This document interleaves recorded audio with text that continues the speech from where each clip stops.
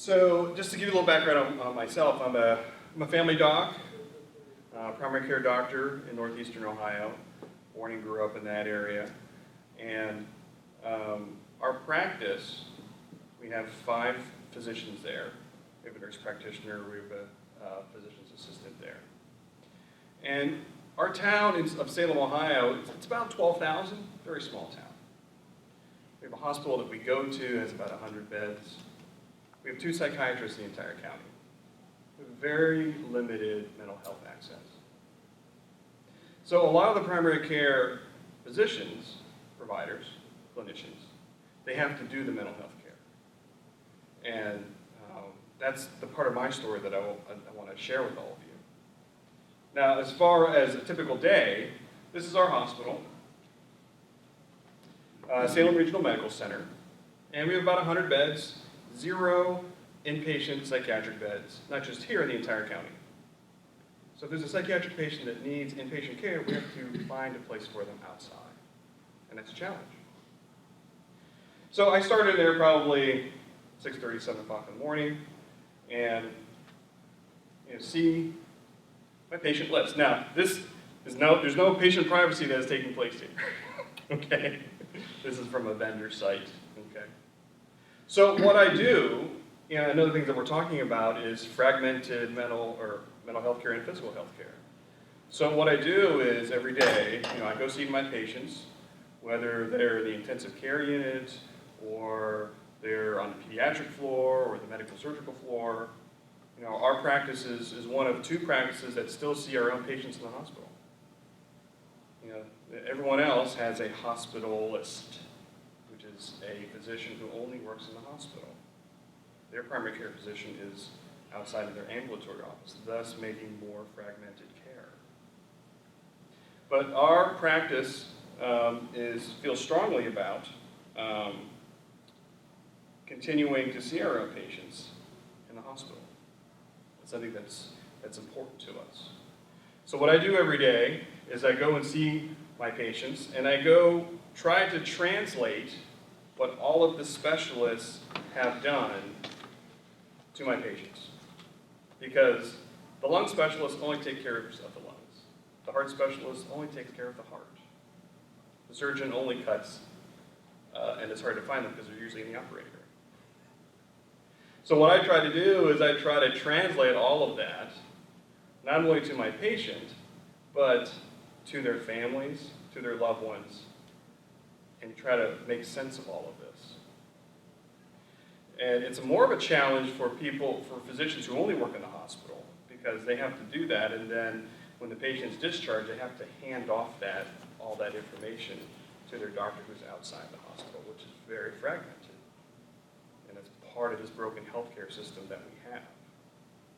Now, in addition to patient care, what I do, I have to deal with all this bureaucracy when it comes to hospital care.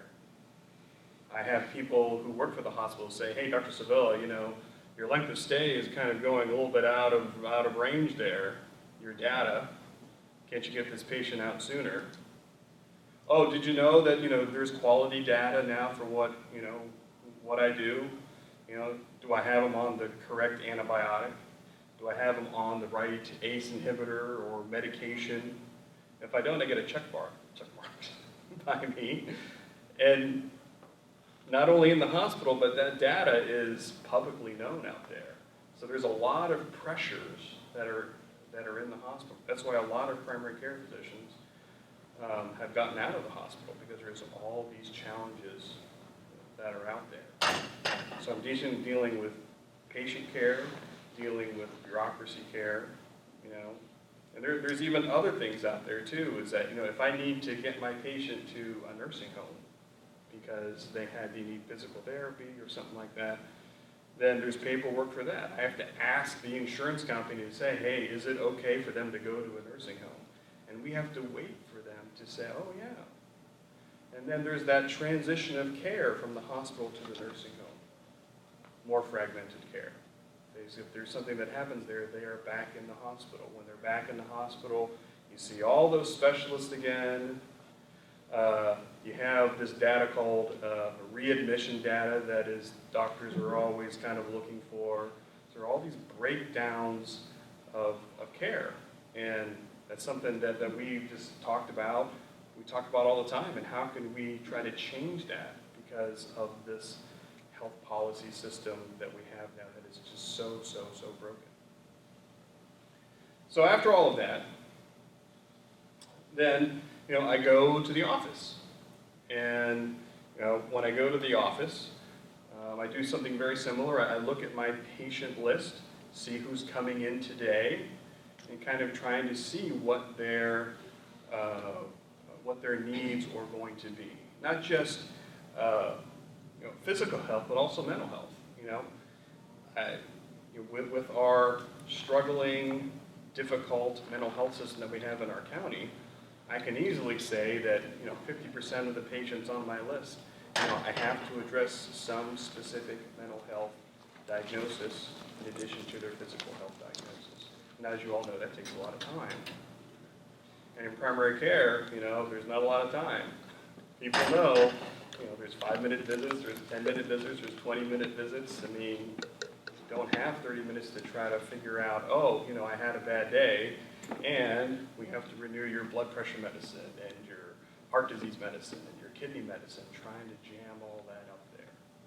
So, but, just like Carrie said, it's not a pity party, I just wanted to try to give you, some of the insight, what it is to work in the grassroots, I wouldn't, give it away at all, I wouldn't start over. It's getting more and more difficult, and you're seeing and you're reading, more medical students are not choosing primary care because of all these realities and the bureaucracy and all that's what's going on. I would not change and do anything different, but giving you an insight of kind of, why we are where we are, and it's very, very tough.